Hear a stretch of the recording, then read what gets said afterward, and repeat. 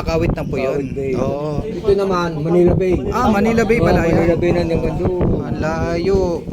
So ayan guys, ito si Tatay no. Ano yan mga nakalutang tay? Yan ang mga culture ng kusang sibol ng mga tahong. Tirahan ng mga tahong. Yung kumakapit ng mga kuha similya. Mga similya ng Kalaba. Sa ilalim po yung bubay. Nakabitin yung yung slice na gulong. Ini-slice yun pa humaba para ginawa parang tali. Mabigat yun, kaya nilagyan ng biya. Tuwing kailan ang anihan yan? Mga 6 months.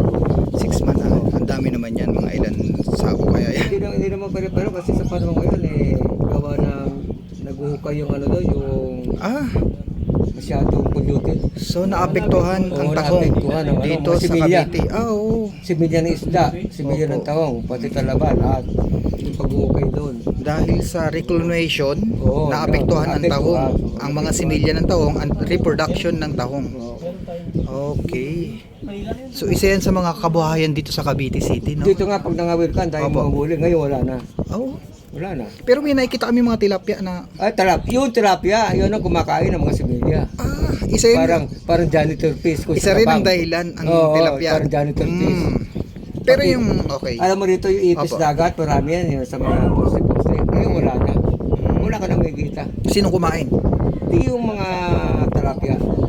Diba? Sagap ng sagap yun, kahit na anong mga kwan yun. Duduraan nila yun para malaglag, di ba? Ganun para. Hindi, inaano nila yun, yung binubuko nila ang kanilang, laki ng bunga yan eh. Tapos hinahabol nila. Sila, Okay. yun. Lahat ng mga similya tambo. Pero yung mga tilapia na yan, kinakain nyo yan dito?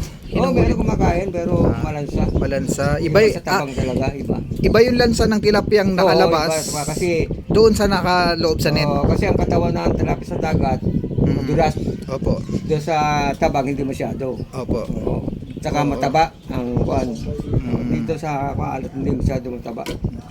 Iba pala ang labas sa loob. Yung tilapia rito, yun ang pinakawala ni Gloria Romero. So dumami. Oo. Diyan sa Manila Bay para nga So ang tilapiyang nakikita natin ngayon dito, ayun ang pinakawala. Depende sila sa tabang. Galing pala yun sa pinakawalan. Okay. Wala, ang bangus naman pag bumagyo ayun nakawala sa mga fish. Okay, ang galing no. Yun lang ang So yun nga lang, isa sa mga kabuhayan is tahong no, na naapektuhan ng reclamation. Naapektuhan, maganda sana ako dito Kitaan. So halos lahat kayo dito na kinukuha ng pag-aaral ng mga pwede ngayon mga ulam-ulam na lang. Pangulam na lang. Pero marami na rin napagtapos yung tahong.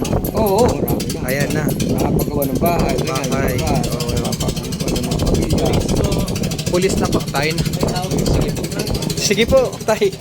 Pulis na rin po. Sige po, tay. Salamat, tay, ha. Sige, salamat sa kwento ng tahong ng Cavite City.